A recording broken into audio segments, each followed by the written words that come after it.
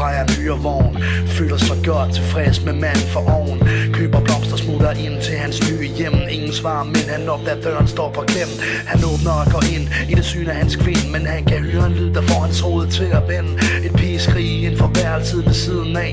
Han løber hen og flår døren op, kun for at opdage, at hans kvinde ikke har nok i en. Hun nedlægger hans sind, imens en anden mand spreder hendes ben. Det tager ham ikke længere at finde en køkkenkniv. Hiver manden ned på gulvet og ender hans liv. Og han bliver ved med at stikke bladet i brystet på ham, til at til sidst ikke engang kan løfte sin egen arm. Kvinden skriger en sidste gang rød kval. Han tager fat i hendes arm og smider hende for 5. sag. Et liv der vender på et splitsekund,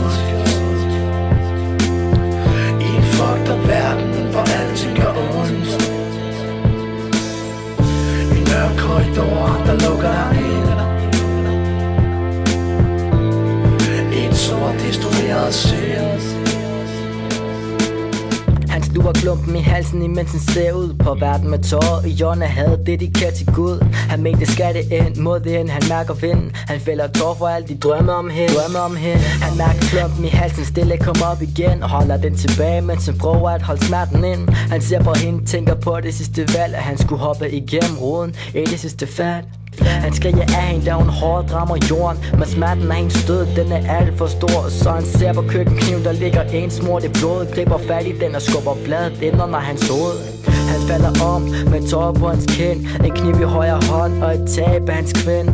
Nu er alle væk, og hjertet banker i mit bryst. Det gør så om på mig, for han var ikke nok til hendes lyst. Et liv der vender på et splitsekund, i en fucked up verden, hvor alting gør ondt.